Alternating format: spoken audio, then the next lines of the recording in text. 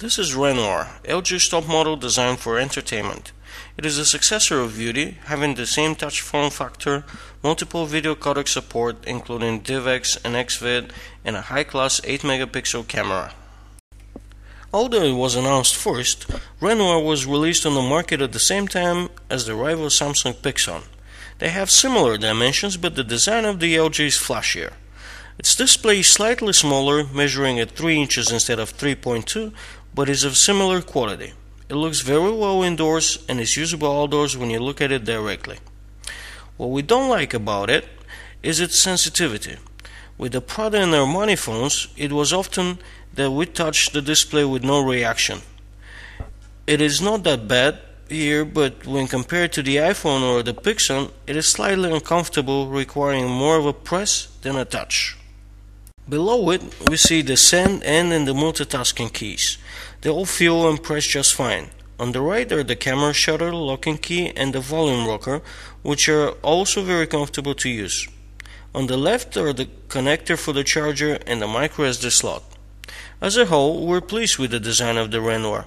It is on Prada, but looks well and doesn't feel as solid as the iPhone, for example, but is also lighter. Renoir isn't a smartphone, and its software is a warmed-up version of the one seen in Prada, XviD, and KF700. LG has changed the way the widgets on the home screen act, and now a few ones can be displayed simultaneously, similar to Samsung phones. An interesting idea is that you can put more widgets than a single screen, scrolling vertically to see the different ones.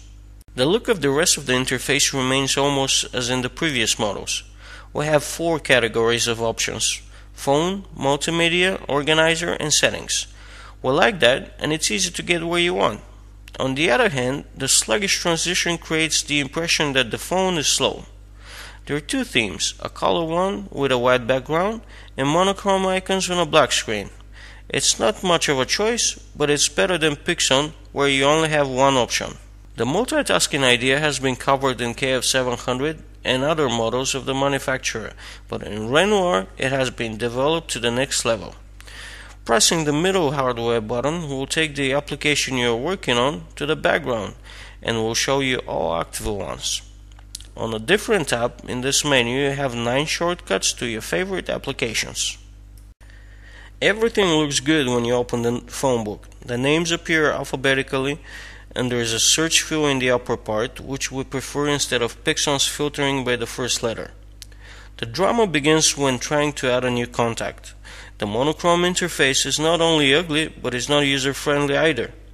Since all elements are large, only a few fields appear on the screen, and that requires heavy scrolling. We realize how much easier this could have been after using Pixon. Text messaging is one of the most popular cell phone functions, and it doesn't look like that will change anytime soon. Renoir takes advantage of the touchscreen by offering a virtual QWERTY. It is well made, but the small size is an obstacle. Even users with tiny hands will eventually press the wrong button. The one in Pixon is definitely better. Just like Pixon, Renoir is a quad-band GSM without global 3G. The good news is that the phone has Wi-Fi for wireless internet access. The manufacturer has to understand that the correct visualization of websites is not enough for a good internet experience. If the navigation is not user-friendly, then everything is lost. Renoir did manage to load PhoneArena.com correctly, but a slider is used for zooming in and out. Once you choose the level, it will take a few seconds for the changes to take effect. Surprisingly, the viewfinder will take you to another part of the page, and you have to manually find the area of interest. The zoom level is also influenced if you hold a finger on the screen. We say influenced because we couldn't figure out how exactly does it work. As we've mentioned in the review of the rival Pixon, despite being ugly, its camera interface is extremely easy and should be an example for the rest. Renoir proves that. The Artist also offers many options, but they are much harder to activate. This is mainly because of the monochrome interface and the multiple fields, which result in heavy scrolling. The camera will not impress you with great speeds, with over 4 seconds to store an image as opposed to 1 second in Pixon. As it can be seen in the 8-megapixel camera phone comparison, Renoir is behind in terms of picture quality. Both the colors and the detail level are worse than what the competition offers. Even the Xenon Flash didn't meet our expectations and follows the steps of the predecessor ViewD, being worse than the LEDs of its rivals. Please visit PhoneArena.com for full-size sample photos. Videos can be recorded in VGA resolution, and if you choose to shoot in the smaller QVGA, you have the slow or fast motion option. The image quality is definitely good, better than high-resolution YouTube, but the sound is disappointing as in other phones.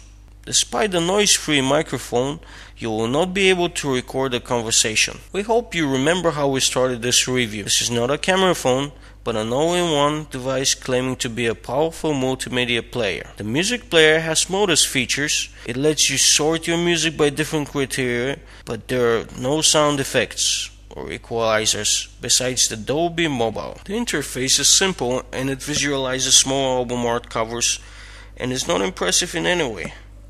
Moreover, it strangely did not recognize the ID3 tags of some of the songs we had uploaded, and instead of displaying the track info, it was saying unknown. This doesn't help organize the media library in any way. We've never had such a problem with another phone, and we guess that it will be fixed by a future software update. Divx Support was one of the key elements in ViewD. In this model we have XviD added, which lets the user play a wider selection of quality videos, and they look very good. A cool extra is the option to remove the black frame in case the clip is not proportionate to the screen. The video will be unbalanced, but at least you have an alternative. Quality videos look good on the screen, and it's great not having to convert them.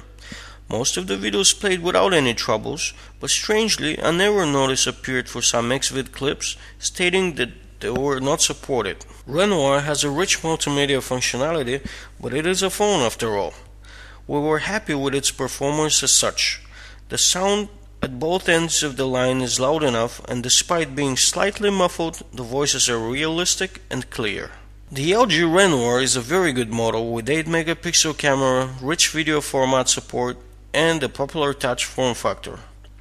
However, the Pixon has exactly the same features and performs better. That's why we think that LG is not worth it. If you're looking for such a phone, please check both of our in-depth reviews over at PhoneArena.com and decide which one is better for you.